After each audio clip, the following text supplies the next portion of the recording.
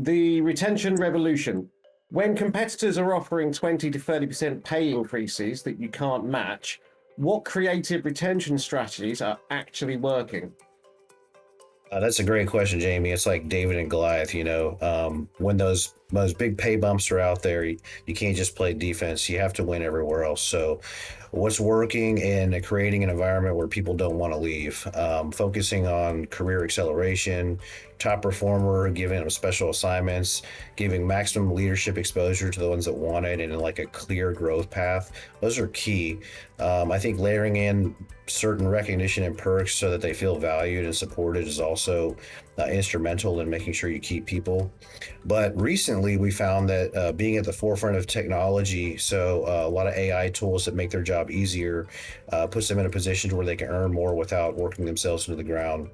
So I think creating an environment where people feel challenged, celebrated, and supported, they'll turn down those bigger paychecks for lower morale to be a part of a winning culture. I think one thing that we know is there's always going to be somebody that can offer a bigger paycheck.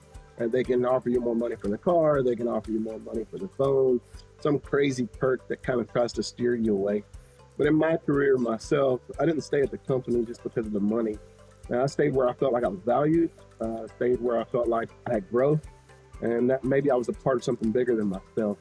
And that perspective actually shapes the way I lead today as far as my sales teams go. My approach is to build what money can't easily replace. For one, I like to give my teams ownership of their community, make them feel like it's their community to own. And I listen to their voice. I need their feedback that helps me shape how I want to market the community, the direction we want to go. So their voice matters to me. It's how we engage our buyers. It also gives a sense of ownerships, and that builds loyalty. And myself, I felt that, so I want my team to feel it as well. I think that it's extremely important. It starts from the very, very top. And it starts at the very beginning as well, whenever an employee is hired, right? It's the development over the dollars, the numbers. I think it's creating a culture that someone is going to want to stay in and thrive in. And and why I said it starts at the top is because the leaders are the ones that are responsible to the employee for creating that environment for the employee so they can thrive in, right?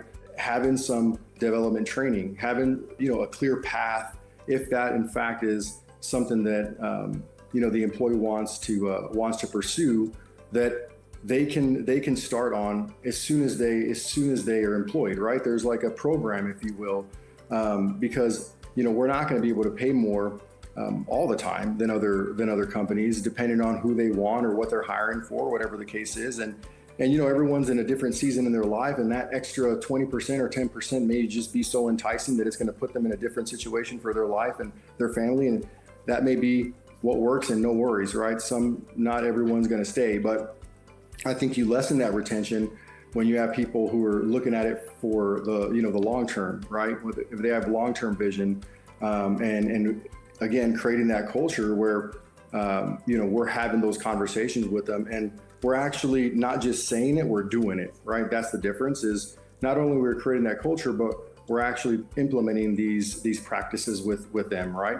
And we're monitoring that and celebrating those wins. And it goes back to the very beginning from the first question is, that's how you get folks excited, and they start to thrive, they start to win. And even though someone's offering them more money, they're like, man, I have a clear path here.